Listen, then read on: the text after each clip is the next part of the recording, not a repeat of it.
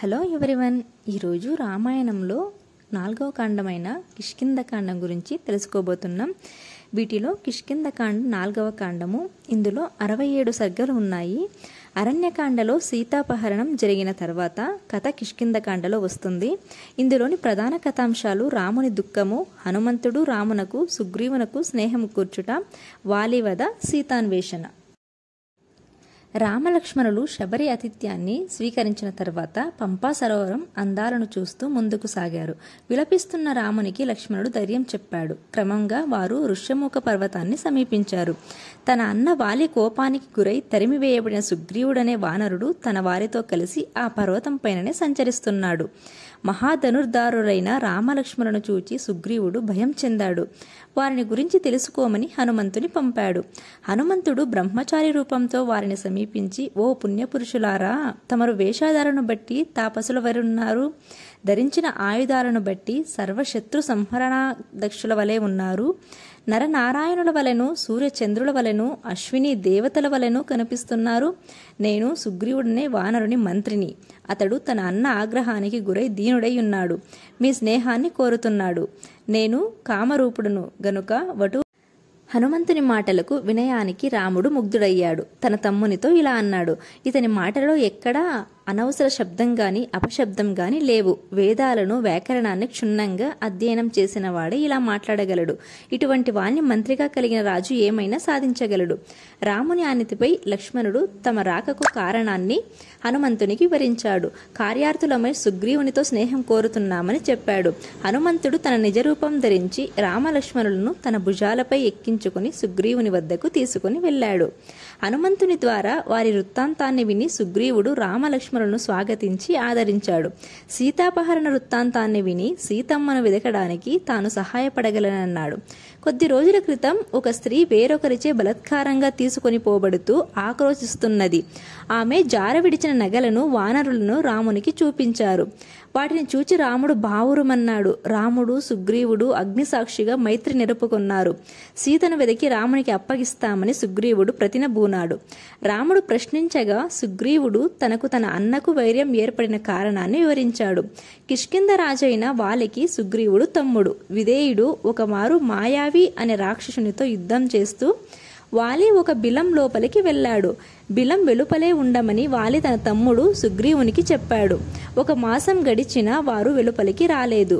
రాక్షసుని చేతిలో వాలి మరణించి ఉంటాడని భయపడ్డ సుగ్రీవుడు బిలం ద్వారాన్ని ఒక బండరాతితో మూసి నగరానికి తిరిగి వచ్చారు. మంత్రులు సుగ్రీవుడిని రాజుగా అభిషేకం చేశారు. వాలి తిరిగి వచ్చి సుగ్రీవుడిని నిందించి దండించాడు. అతని భార్య రుమను చేపట్టి సుగ్రీవుని రాజ్యం నుంచి తరిమేశాడు. సుగ్రీవుడు ఋష్యముఖ పర్వతంపై తనకు విశ్వాసపాత్రులైన 4 మంత్రులతో తలదాచుకున్నాడు. మతంగ మహర్షి శాపం వలన వాలి ఋష్యముఖ పర్వతం సమీపానికి రాడు. దీనుడైన సుగ్రీవుని కథ విని రాముడు తాను వాలిని సంహరిస్తానని మాట ఇచ్చాడు. వాలి అసమాన బల పరక్రమాల గురించి సుగ్రీవుడు రామునికి వివరించాడు. సుగ్రీవునకు నమ్మకం కలిగించడానికి రాముడు కొండలాంటి దుందుబి అనే రాక్షసుని కలేబారాన్ని 10 క్రోసుల దూరంలో పడేలా తన్నాడు. ఒక బాణంతో 7 సాల వృక్షాలాన్ని ఛేదించాడు. సుగ్రీవుడిని ఆలింగనం చేసుకుని అతనికి అభయమిచ్చాడు. రాముడి అండ చూసుకుని సుగ్రీవుడు వాలిని యుద్ధానికి పిలిచాడు. అన్నదమ్ములు భీకరంగా పోరాడారు. 2 కొండల్లా ఢీకొంటున్న వారిరువురు ఒకే విధంగా ఉన్నారు. వారిలో వాలి ఎవరో పోల్చుకోలేక రాముడు మౌనంగా ఉండిపోయాడు. క్రమంగా సుగ్రీవుని శక్తి క్షీణించింది. వాలి అతన్ని తీవ్రంగా దండించి తరిమేశాడు. లేనిపోని ఆశలు కల్పించి యుద్ధ సమయంలో ఉపేక్షించినందుకు రామునితో నిష్ఠూరంగా మొరపెట్టుకున్నాడు సుగ్రీవుడు. అసలు కారణం వివరించి రాముడు సుగ్రీవునకు ధైర్యం చెప్పాడు. ఆనవాలుగా ఒక గజపుష్పిలతను సుగ్రీవుని మెడలో అలంకరించాడు. మళ్ళీ సుగ్రీవుడు కిష్కింధకు వెళ్లి వాలిని యుద్ధానికి కవ్వించాడు. కోపంతో బయలుదేరిన వాలిని అతని భార్య తార వారింప ప్రయత్నం చేసింది. అంతకు ముందే దెబ్బలుతున్న సుగ్రీవుడు మళ్లీ యుద్ధానికి రావడానికి అయోధ్య రాకుమారుల అండయే కారణం కావచ్చు అని హితం పలికింది. కాని వాలి వినలేదు. తనకు ఇక్ష్వాకు రాకుమారులతో వైర్యం లేదు గనుక ఆ ధర్మపరులు తనకు హాని చేయరన్నాడు. కోపంతో బుసలు కొడుతూ యుద్ధానికి బయలుదేరాడు. అన్నదమ్ములు మళ్లీ భీకరంగా పోరాడసాగారు.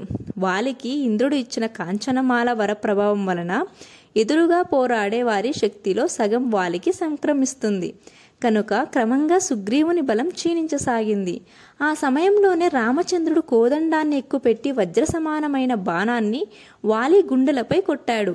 వాలి హాహాకారాలు చేస్తూ మూర్ఛపోయాడు. కొంతసేపటికి వాలికి తెలివి వచ్చింది.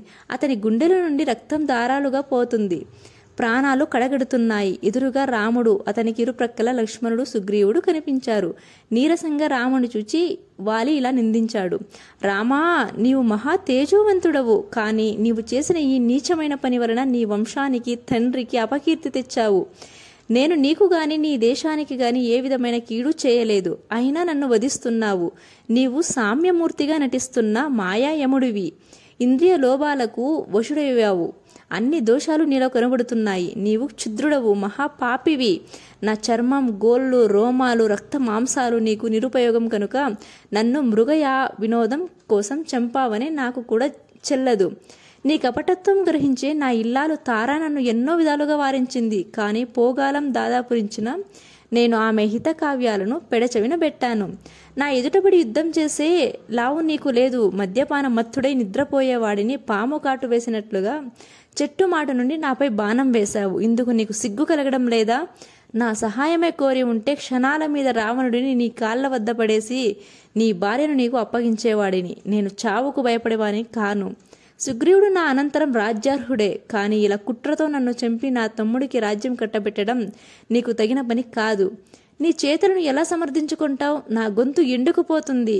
ఈ బాణం నా ప్రాణాలను హరిస్తున్నది. నిస్సత్వలో ఎక్కువ మాట్లాడలేను, కానీ నీ సమాధానాన్ని వినగలను అని వాలి పలుకులను ఆలకించి రాముడు శాంతంగా ఇలా అన్నాడు. ఇంద్రనందన, నీ సందేహాలు తీర్చడం నా కర్తవ్యం. అందువలన నీ అంత్యకాలం ప్రశాంతంగా ముగియవచ్చును. నేను వేటమిష మీద నిన్ను చంపలేదు కనుక భక్ష్యాభక్ష విచికిత్స అనవసరం. ధర్మరక్షణార్థమే నిన్ను చంపాను.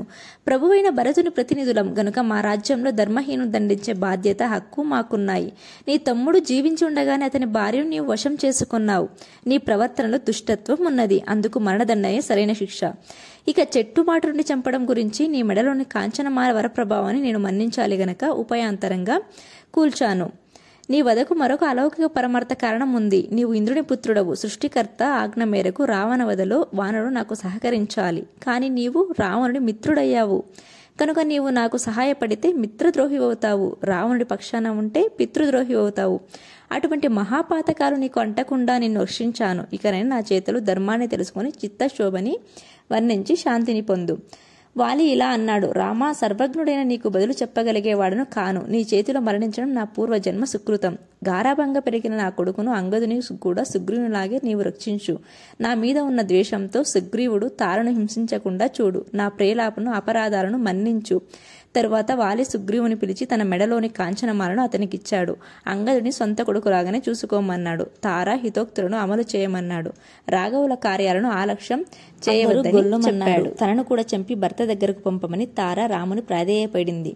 సుగ్రీవుడు పాశ్చాత్తాపంతో కుమిలిపోయి తాను కూడా మరణిస్తానన్నాడు. అందరినీ ఓదార్చి రాముడు వాలికి హత్యక్రియలను జరపమన్నాడు. అనంతరం రాముని ఆనతిపై రాజుగా సుగ్రీవుడు, యువరాజుగా అంగదుడు అభిషిక్తులయ్యారు. తన వనవాస నియమం ప్రకారం 14 సంవత్సరాలు నగరంలో ప్రవేశించకూడదు గనుక రాముడు కిష్కిందకు వెళ్ళలేదు. వర్ష ఋతువులో అన్వేషాయత్నం సాధ్యం కాదు గనక 4 మాసాల పాటు కిష్కిందలో సుఖభోగాలు అనుభవించమని, కార్తీక మాసం రాగానే రావణ వద్దకు సిద్ధం కావాలని రాముడు సుగ్రీవునకు చెప్పాడు.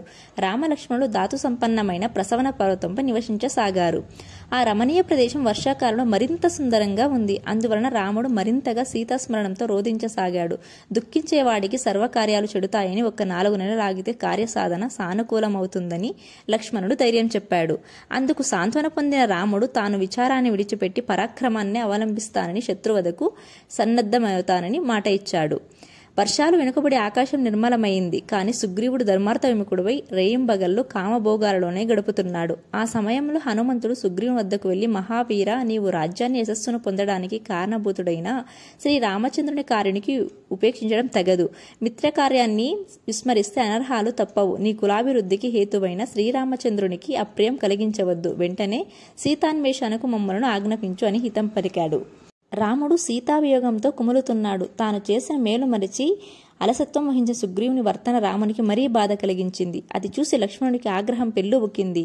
అగ్నిహోత్రున మండిపడుతూ కిష్కిందకు వెళ్లాడు. కాలసర్ప సదృశ్యమైన ధనుస్సు ధరించి క్రోధారుణ నేత్రుడై వచ్చిన లక్ష్మణుని చూచి వానరులు భయంతో వణికిపోయారు. అంగదుడు వినయంతో మెలిగి ఆ రామానుజుని ప్రసన్నం చేసుకోమని హనుమంతుడు హితవు చెప్పాడు.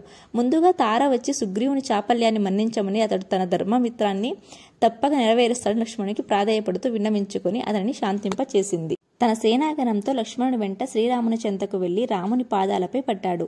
అతని రాముడు ఆలింగనం చేసుకున్నాడు. స్నేహితులిద్దరూ కలిసి సీతాన్వేషణకు వెతకడ ఆజ్ఞపై వినతుడనే వానర వీరుడు వేల కొలది సేనతో తూర్పు దిక్కున సీతామాత అన్వేషణకు వెళ్లాడు. పడమటి దిక్కుకు సుశేషనుడు, ఉత్తర దిశకు శతబలుడు పెద్ద పెద్ద సేనలతో బయలుదేరి ఉన్నారు.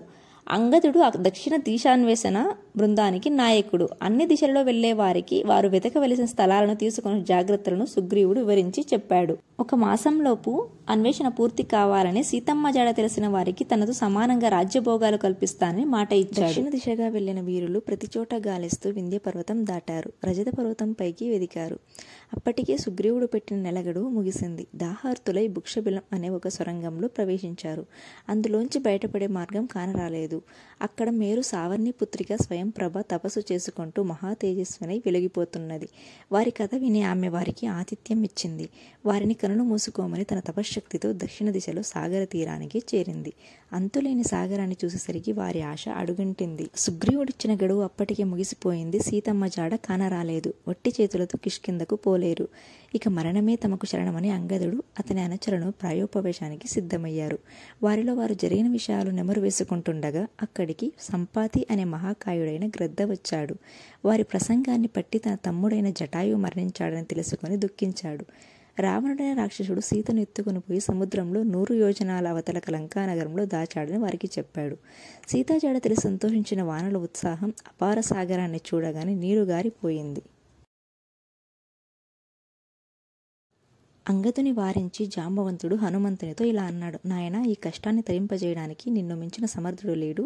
గరుత్మంతునితో సమానమైన వేగ విక్రమాలు కలవాడవు. నీకు సమానమైన బలం, తేజం, బుద్ధి, కుశలత, పరాక్రమం మరెవరికీ లేవు. నీ శక్తి నీకు తెలియదు. నీవు బాహువర సంపన్నుడువు, వాయుపుత్రుడు. ఈ సముద్రం దాటడం నీకు కష్టం కాదు. త్రివిక్రముడని విజృంభించు. లేవయ్య ఆంజనేయ అని ఉత్సాహపరిచాడు. ఆంజనేయుడు పర్వకాల సముద్రంలో ఉప్పగుంగిపోయాడు. దీర్ఘదేహుడే విజృంభించాడు. అతని ముఖం ధూమం లేని అగ్నిలాగా ప్రకాశించింది.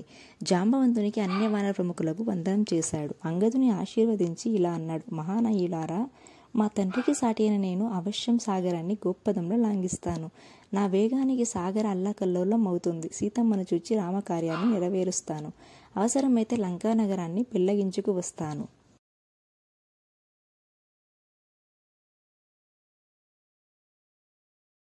కార్యసాధకుడై తిరిగి రమ్మని జాంబవంతుడు ఆశీర్వదించాడు. మహాకాయుడైన హనుమంతుడు వాయుదేవునికి మొక్కి మహేంద్రగిరిపై కొంతసేపు విహరించాడు. అతడు కాలువనిన చోట పర్వతం బీటలు వారి కొత్త సెలయేళ్లు పుట్టాయి. శత్రునాశనం సమర్థుడు, అత్యంత వీరగామి అయిన హనుమ లంక పట్టణం చేరడానికి సంకల్పించి లంకాభిముఖంగా నిలుచున్నాడు.